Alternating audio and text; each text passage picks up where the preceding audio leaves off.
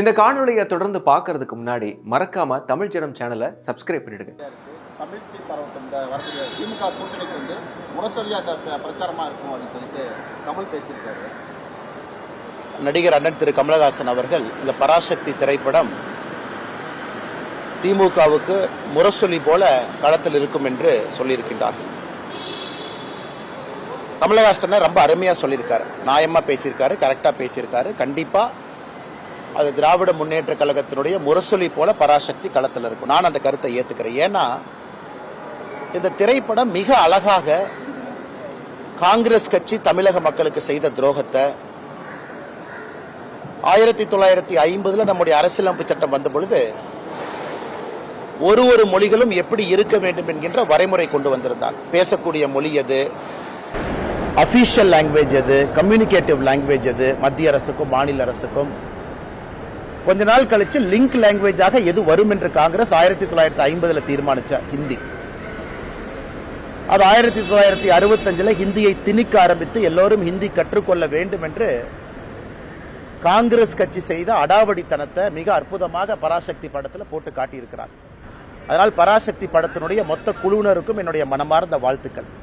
அக்கா சுதா கொங்கரா அவர்களுக்கு, அருமை சகோதரர் சிவ கார்த்திகேயன் அவர்களுக்கு என்னுடைய வாழ்த்துக்கள். தமிழக மக்களுக்கு மறுபடியும் ஒரு முறை இத்தனை ஆண்டுகள் கழித்து காங்கிரஸ் செய்த துரோகத்தை படம் பிடித்து காட்டியதற்கு.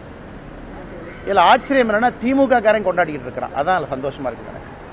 எங்க ஆப்பு வைக்கிறாங்க, நட்டுல வச்சாங்களா போல்ட்டில் வச்சாங்களானே தெரியாது திமுக காரன். இந்த பராசக்தி படம் சூப்பரா இருக்கு. காங்கிரஸ் கட்சி எப்படி மக்கள் 2008 2009 இலங்கையில் இனப்படுகொலைக்கு பிறகு மேலேயே வராம துரத்துனாங்களோ, காங்கிரஸோடு யாரெல்லாம் கூட்டணி வைக்கின்றார்களோ 2026 சட்டமன்ற தேர்தலில் பராசக்தி படம் திமுகவினுடைய முரசொலியாக அவர்களை அதே வீழ்த்தும். அதனாலதான் பேரு தீ பரவட்டம்னு அவங்களே வச்சுக்கிட்டாங்க. தீ வச்சிங்கன்னா முதல்ல வீட்டை தானே பிடிக்கும்.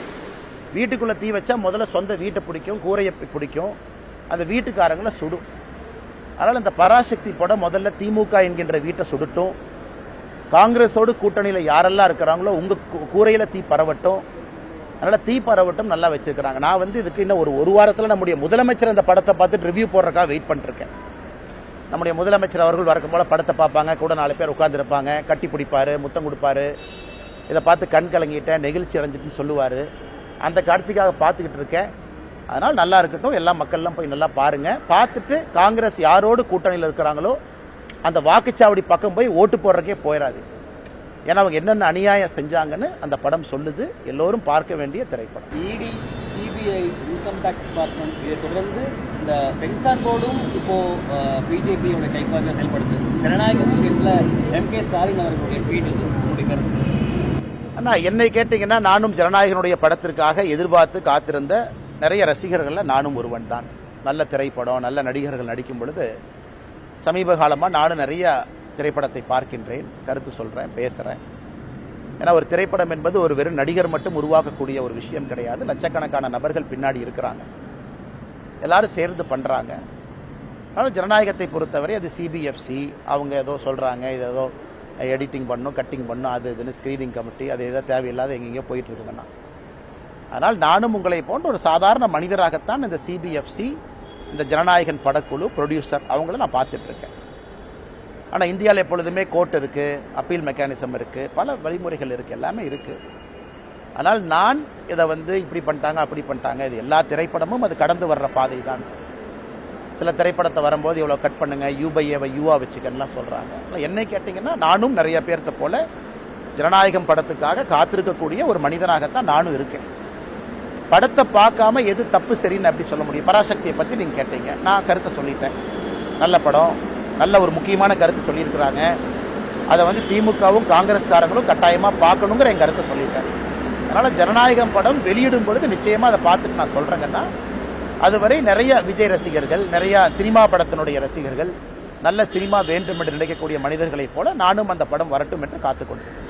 மேலும் இது போன்ற பல்வேறு சுவாரஸ்யமான தகவல்களை தெரிஞ்சுக்கிறதுக்கும் தமிழ் ஜனம் சேனலை மறக்காம சப்ஸ்கிரைப் பண்ணிக்கோங்க. இந்த பண்டிகை நாட்களை முன்னிட்டு வில்லா மனைகளை முன்பதிவு செய்து ஸ்டாம்ப் டியூட்டியில் 50% வரை தள்ளுபடி பெறுங்கள். Premium villa plots across Tamil Nadu from 4.5 lakhs to 3 crores. One layer G Square. For details call 89397 5009.